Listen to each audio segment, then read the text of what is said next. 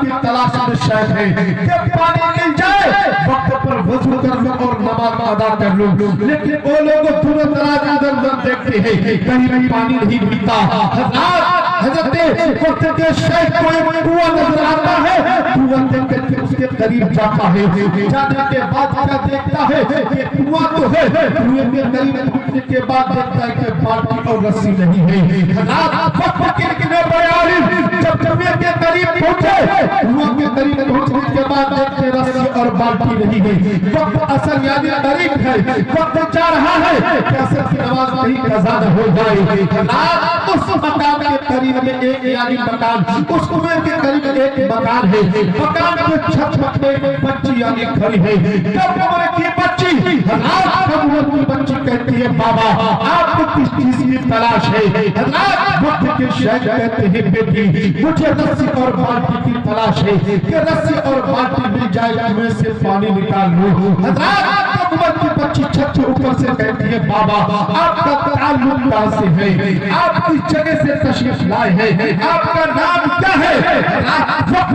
बड़े आलिम कहते हैं बेटी सुन, मैं बरबिश की तरफ रहने वाला हूँ, मैं बरबिश की सरजमीन से आया हूँ।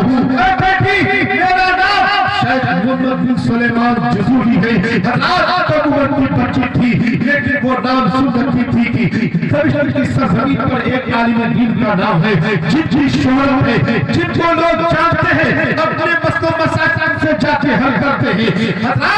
वो उम्र की बच्ची कहती है बाबा इतने बड़े आप आलिम दीन है, आपको रस्सी और बाल्टी की जरूरत है, मेरी समझ में नहीं आता। वक्त के इतने बड़े आलिम कहते हैं बेटी हाँ कुरान मुहद्दिस को तो मैं समझता हूँ, उसूल फिक़ह को तो मैं समझता हूँ, दर्स किताबों को तो मैं पढ़ाता समझता हूँ, लेकिन बगैर रस्सी और बाल्टी से, बगैर बाल्टी के कुएं से पानी निकालना मेरी समझ में नहीं आता। बच्ची कहती है बाबा बगैर रस्सी और बाल्टी से मैं पानी निकाल कर आपको दिखाती हूँ। वक्त के इतने बड़े आलिम के सामने बच्ची छत के ऊपर से यानी झुकती है,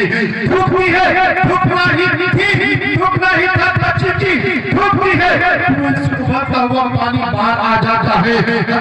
वक्त के इतने बड़े आलिम देखकर ताज्जुब में पड़ जाते हैं कि अल्लाह अकबर कबीरा ये क्या माजरा देख रहा हूँ। बच्ची कहती है बाबा ताज्जुब की बात नहीं। वक्त के इतने बड़े आलिम कहते हैं बेटी ये मकान ये बाल्टी तुझे कैसे मिल गई? इतना बड़ा मकान तुझे कैसे मिल गया कि कुएं में धूप हो तो पानी उबलता हुआ बाहर आ जाए?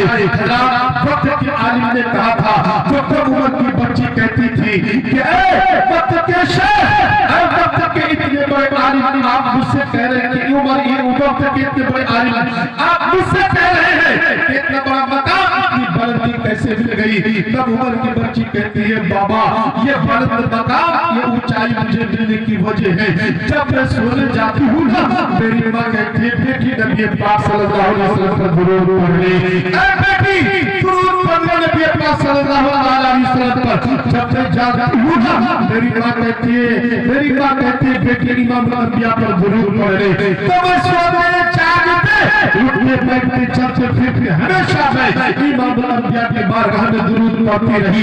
रब तआला ने मुझे मकाम ये भलती अता कर दिया है। वो लोग एक वक्त इमाम अम्बिया की बारगाह में दुरूद पढ़ ले तो रब तआला इतने बड़े मकाम आपको अता कर देता है। वो लोग हम इमाम अम्बिया के सच्चे पक्के उम्मती हैं। अगर हम दुरूद पाक पढ़ेंगे क्या बरोज़ हश्र आका दो जहां सल्लल्लाहु अलैहि वसल्लम हमारी शफाअत नहीं फरमाएंगे यकीनन हमें फरमाएंगे शफाअत, इसलिए बरोज़ हश्र शफाअत उम्मतियों के लिए है। नबी की शफाअत अपनी उम्मतों के लिए है, अपनी उम्मती की शफाअत इमाम अम्बिया फरमाएंगे। हदीस पाक के जाने वालों इमाम अम्बिया की जिक्र अज़कार यहाँ हो रहा है, बातें मुस्तफा की हो रही है जो इमाम अम्बिया आपको कभी ना भूला हो।